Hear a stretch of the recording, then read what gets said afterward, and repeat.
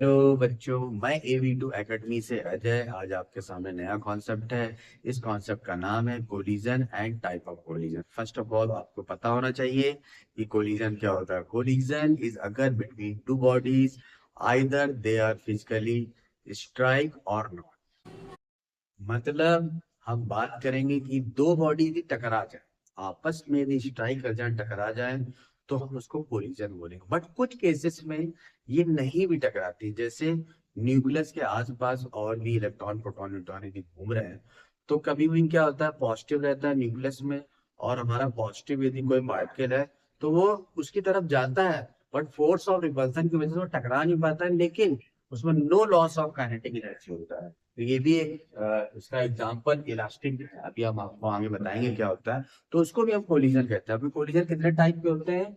Elastic collision, in elastic और perfectly in elastic collision.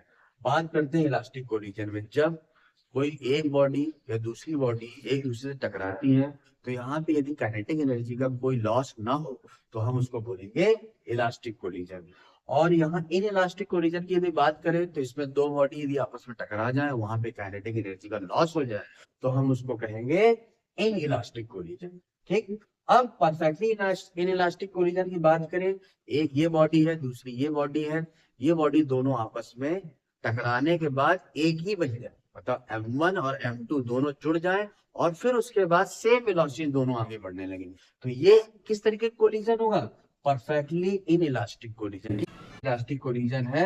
तो यहाँ पे ये एक पार्टिकल है जिसका M1 है मास, ठीक है, और इसकी वेलोसिटी, अगर टकराने से पहले, कोलिजन से पहले U1 है, और इसकी U2, टकराने के बाद V1 है V2। यहाँ पे हम यदि लॉस ऑफ काइनेटिक एनर्जी लग रहा है, तो हम कहेंगे कंजर्वेशन ऑफ मोमेंटम हो रहा है, और इक्वेशन फाइंड आउट करेंगे। मतलब हम कर सकते हैं M1 U1 plus M2 U2, क्योंकि मोमेंटम का फार्मूला मास इंटू वेलोसिटी होता है, इज इक्वल टू टकराने के बाद M1V1 प्लस M2।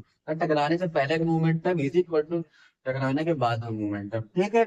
अब कंजर्वेशन ऑफ काइनेटिक एनर्जी यहाँ पे हो जाता है। ये इलास्टिक कोलिजन है, तो ये वाली काइनेटिक एनर्जी हमारा फॉलो करेगा कंजर्वेशन का। Half M1U1 square half M2U2 square is equal to half V1 plus half M2 square. ये कंजर्वेशन ऑफ काइनेटिक एनर्जी है। ठीक। आई थिंक आपको समझ आ गया होगा। इन सब बातों से आप कोलिजन थोड़ा बहुत समझ पाए होंगे।